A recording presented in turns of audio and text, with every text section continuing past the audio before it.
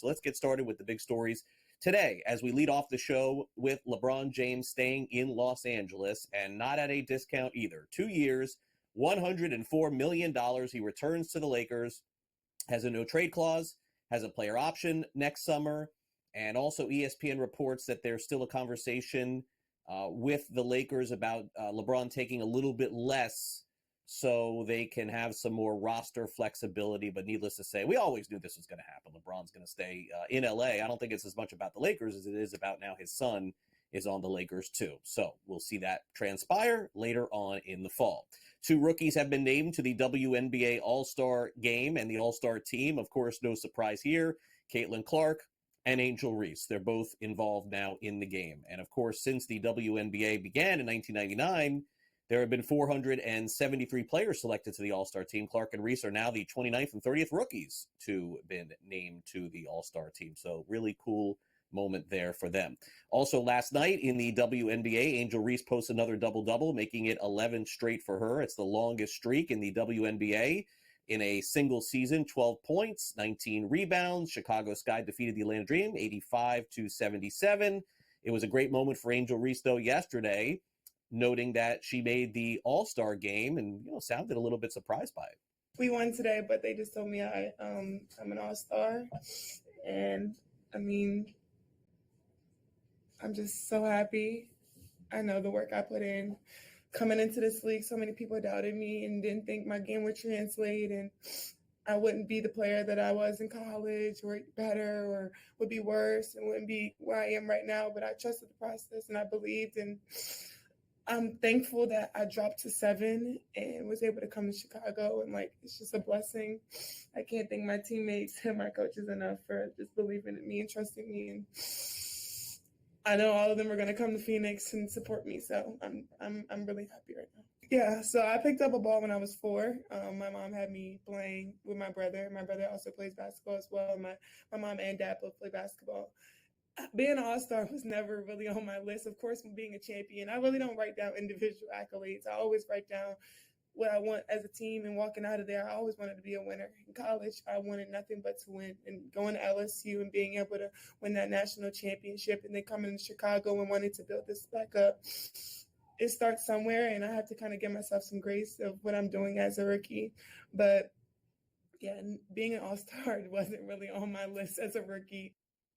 Well, it is there, and it'll be a very watched event, I would guess, coming up later in the month. Now, the Fever and Aces played last night in front of a crowd of 20,000 people, the highest attendance at the T-Mobile Arena in Las Vegas for a regular season game since 1999. And the reason, of course, it is the Indiana Fever. So Caitlin Clark on the road traveling to Las Vegas, and the Aces defeated Fever last night by a final of 88-69. Not a huge surprise there. Las Vegas, one of the best, if not the best teams in the WNBA, and naturally all the talk again after the game about who made the All-Star team. Naturally, it is Caitlin Clark, and she also talked about playing with Angel Wilson on the team. Obviously, for myself to accomplish this in my rookie year, but I'm just lucky to be a part of these two, or with these two, and like you said, it's big for our franchise too. I think it just shows the talent we have, and slowly just putting that together, and the future is bright. Obviously, me and AB, year 1 and year 2. Kelsey here is a little bit older, but other than that, it's pretty exciting. Yeah, it'll be I don't think I've ever been her teammate before with even a USA basketball or anything like that. So I know people are going to be really excited about it, but I hope it doesn't take away from everybody else. This is a huge accomplishment for everybody on Team USA and everybody on Team WNBA. They all deserve the same praise. I don't want it to take away from any of that and just be the focal point of All-Star Weekend, because that's not fair to them. And, obviously this is something that's really hard to accomplish. So the best we can celebrate all of them will be great. And just going to obviously soak in the experience, because you never know if you're ever going to be able to get back there. And it'll be fun for all of us, for sure. Caitlin Clark, All-Star game. Sounds like a match made in the WNBA heaven. All right, let's talk about some of the other games last night. WNBA, the Liberty defeated the Minnesota Lynx. The final there, 76-67. New York is one of those other teams that has a great shot to win the championship this year. 17-3 now on the season. Minnesota not bad also, 14-5. Jonathan Isaac signs a 5-year, $84 million contract extension with the Orlando Magic. $17.4 million he had in his contract. He's the 12th player since 2006 to have a contract renegotiated and extended. Bit of a surprise, I think, in the NBA for the Orlando Magic. Golden State Warriors have also landed a free agent. It's Kyle Anderson. 3 years, $27 million.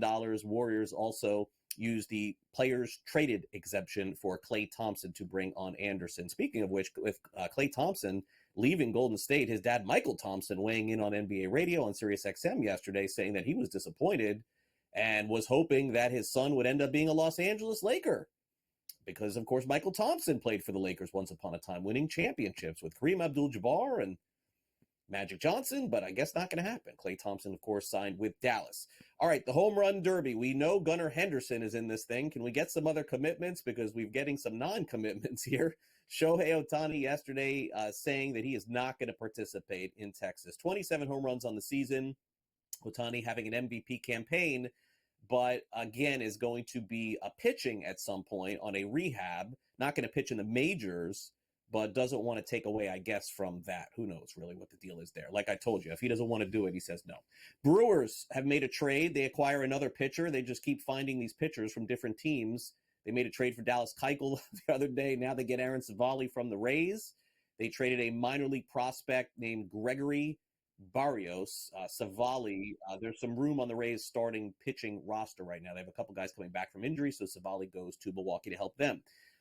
Yesterday, final score 7-2, 5-run 10th inning again for the Mets. They keep scoring in extra innings, and the Mets become the fourth team in history to score 5 runs in extra innings in back-to-back games. Pretty impressive there. Also, the Orioles on the road late last night, in case you missed it, shut out the Seattle Mariners 2-0. Seattle really needs to get some hitting. All right, quarterfinals are set in the Euros and Copa America. Netherlands and Turkey advance from round 16 at the Euros to the quarterfinals. And so group play wraps up at Copa America with an 8-team knockout stage.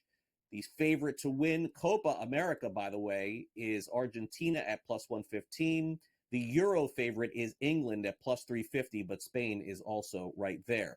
16 former men's college basketball players, including Mario Chalmers of the Kansas Jayhawks championship team, and Sharon Collins, UConn guard Ryan Boatwright, Arizona guard Jason Terry, are suing the NCAA and other conferences for unauthorized use of their name, image, and likeness in March Madness highlights. This was not something they could do in the past, but naturally with the new NIL deals, now they can.